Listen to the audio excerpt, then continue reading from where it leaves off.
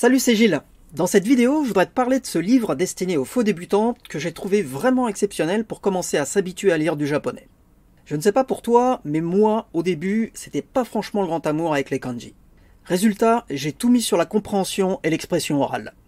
Mais pour être honnête, au bout d'un moment, ça m'a vraiment frustré de ne pas être capable de lire même partiellement des magazines, des romans, des mangas, des mails, etc. Le problème avec le japonais, c'est qu'avant de connaître suffisamment de kanji pour se sentir à l'aise à l'écrit, il se passe un certain temps. Mais ce livre montre clairement que ce temps-là n'a pas à être pénible et frustrant. Plutôt que d'apprendre des kanji pour éventuellement arriver plus tard à lire du japonais, c'est le contraire qui va se passer. À travers les 120 textes du livre, tu vas tout de suite apprendre à lire du japonais et en profiter pour apprendre des kanji. Et ça, c'est hyper puissant.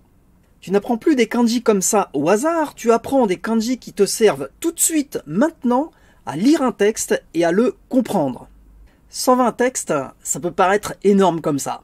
Mais en fait, chaque texte, question de compréhension incluse, prend en moyenne une dizaine de minutes. Je dis 10 minutes en moyenne, mais en fait, au début, on est plutôt en dessous, et plus ça va aller, et plus on va avoir tendance à les dépasser. Mais même quand on atteint 15 ou 20 minutes, on voit pas le temps passer. À raison d'un texte par jour, 5 jours sur 7, tu auras fini le livre en moins de 6 mois. Et surtout, tu auras pris l'habitude de lire du japonais. Et si t'es comme moi, certains jours, tu feras même plusieurs textes sans forcer. Pourquoi ? Parce que l'énorme atout de ce livre, c'est la grande variété de formes et de sujets des textes. Pour la forme, tu trouveras des cartes du Japon, des modes d'emploi, des échanges de type Instagram, chat, etc., des grilles de mots cachés à entourer, des mails simples, des messages divers, des articles de journaux simplifiés, des petites annonces pour des services, des pubs, des plans avec des endroits localisés et plein d'autres choses encore. Pour les sujets, là aussi, il y en a une variété gigantesque. Vie au Japon, travail, culture, histoire, géographie, loisirs, cuisine, sport, technique, etc. Après chaque texte, il y a 2-3 questions pour vérifier la compréhension et les réponses sont à la fin du livre. Les questions sont surtout du genre entourer la bonne réponse ou encore mettre un maru ou un batsu en face de chaque affirmation. Vers la fin, ça se complique un peu, avec des questions du style « pourquoi ceci, pourquoi cela ?», mais généralement, il suffit juste de reprendre la partie du texte qui correspond à la réponse. Si tu ne connais que les hiragana et les katakana, tu te demandes peut-être comment tu vas pouvoir lire des kanji. Rassure-toi, les auteurs ont pensé à tout. Dans les 30 premiers textes, ce sont les kanji les plus élémentaires qui sont utilisés et il y a toujours des furigana. Les furigana, c'est la lecture des kanji généralement indiqués en hiragana. Dans les textes des jours 31 à 60, les kanji utilisés sont ceux qu'on trouve fréquemment dans la vie de tous les jours, et ils ont tous aussi des furigana. À partir du texte 61, pour te faire travailler ta mémoire, il n'y aura plus de furigana pour les kanji niveau JLPT N5. Et du texte 97 jusqu'à la fin, toujours pour te faire travailler ta mémoire, il n'y aura plus non plus de furigana pour les kanji niveau JLPT N4. Pour résumer, au départ, tous les kanji auront des furigana, et puis progressivement, ils disparaîtront pour les kanji N5 et ensuite pour les kanji N4. Je reviens 2 secondes sur les furigana.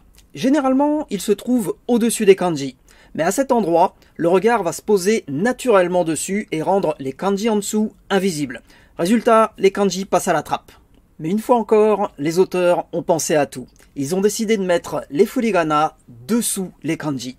Et là, le regard se pose d'abord sur les kanji et ensuite, si on ne les connaît pas, il va se poser volontairement en dessous. Dans tous les cas, on est sûr que les kanji sont bien vus. Qu'en est-il de la prononciation du japonais ? Depuis le début, on parle de lire, mais la petite voix que tu entends dans ta tête quand tu lis, si elle ne connaît pas bien la prononciation du japonais, tu risques de prendre de mauvaises habitudes. Mais à ça aussi, les auteurs y ont pensé. Et tu pourras télécharger gratuitement des MP3 enregistrés par des personnes natives de la quasi-totalité des textes. Pourquoi je dis quasi-totalité ? Parce que certains textes n'ont pas d'audio.